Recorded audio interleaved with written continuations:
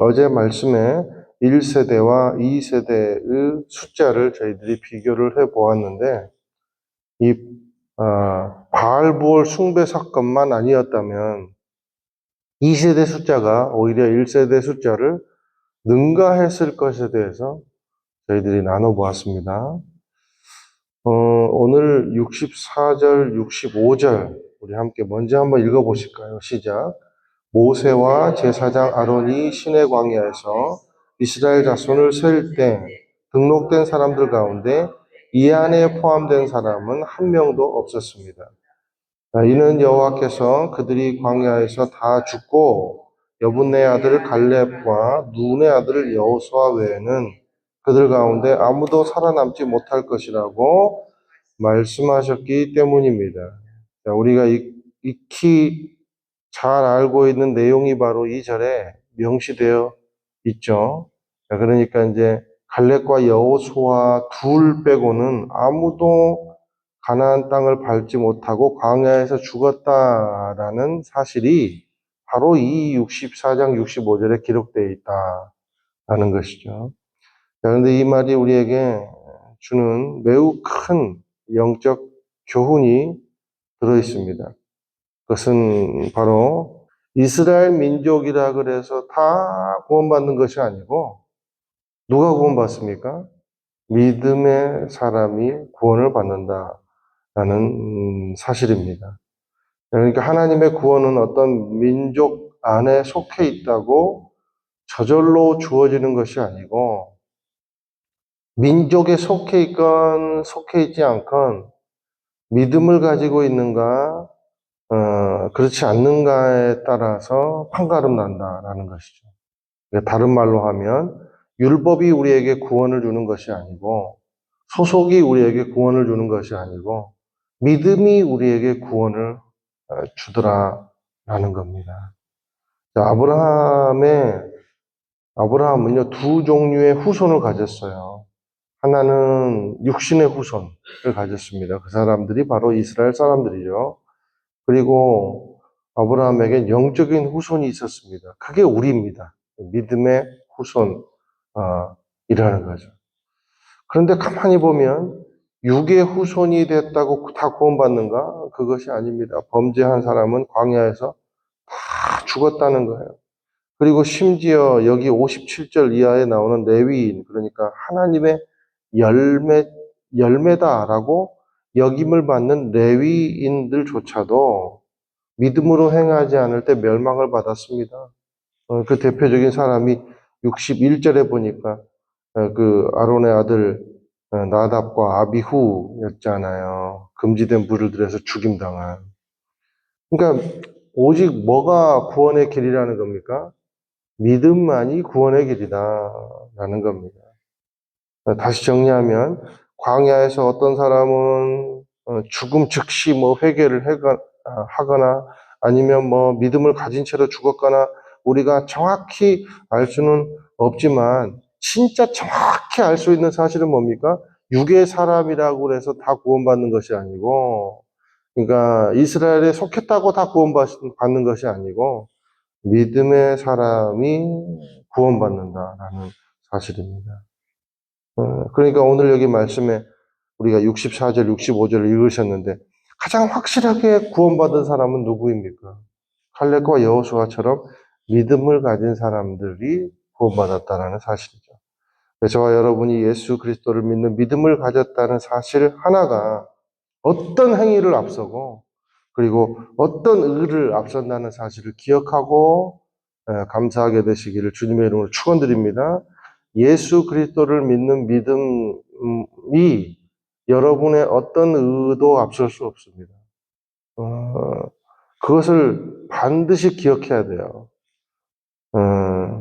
자, 오늘 이 믿음의 후대에게 하나님은요, 가나안 땅을 이제 드디어 분배를 하게 하십니다. 그것이 이제 52절에서 56절까지 말씀에 나와 있는데, 하나님께서 가나안에 들어가서 땅을 분배할 때 원칙을 명령을 해주세요. 근데 내용을 보니까 52절에 보니까 약 한 세 가지 정도 원칙을 주는데 첫 번째 원칙은 52절에 나와 있어요. 등록된 사람의 수에 따라 땅을 유산으로 나눠주라는 거예요. 그리고 이제 두 번째 54절에 나와 있는데 수가 많으면 유산을 많이 주고 수가 적으면 유산을 적게 주라는 것입니다.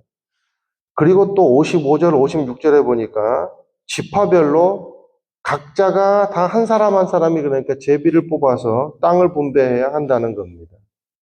특이한 점이 뭐냐면 땅 분배가요, 뭐 위치나 계층도 아니고 직업별 공로의 유무도 아니고 그 땅에 들어가면 그 땅을 밟으면 지위 고하를 막론하고 다 개인별로 땅을 분배받으라는 겁니다.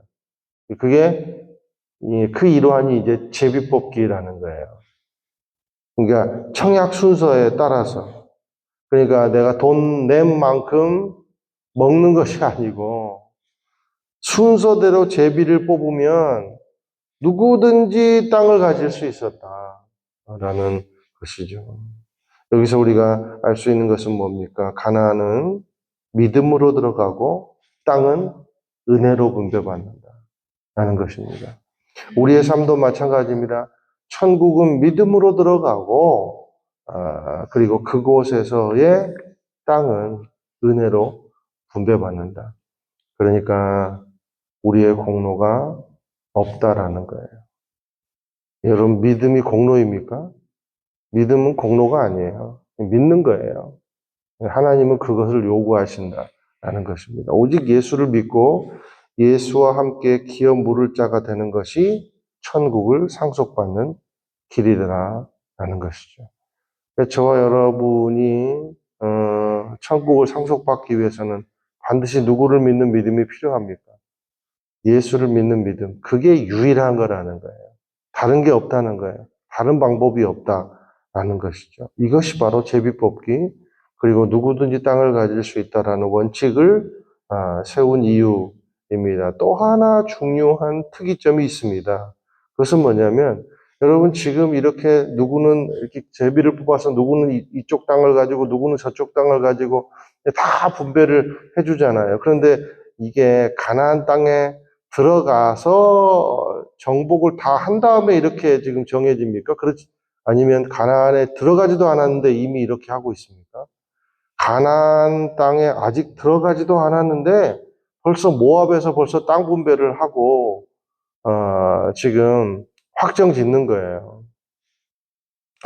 줄 가나안 사람은 생각지도 않고 있는데 이미 지금 지도 다 펼쳐놓고 이 땅은 이 지파, 저 땅은 저 지파 원칙을 지금 세우고 있는 것입니다.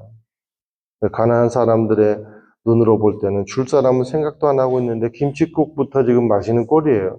가나안 입장에서 볼 때는. 여러분 이 의미가 뭡니까? 믿음의 사람은 이미 승리했다는 거예요. 이미 승리했다. 믿음의 사람은 반드시 승리한다라는 겁니다. 그러니까 하나님은 승리를 보장시켜 놓고 믿음의 사람을 파송하신다는 거예요. 그러니까 우리가 믿음 안에 있으면 다른 말로 하나님이 주신 언약을 굳게 믿으면 이번 주일에도 나눴잖아요. 그러니까 하나님이 주신 언약을 굳게 믿으면 우리가 승리하는 것이 아니라 하나님이 승리를 보장해 주신다라는 사실입니다.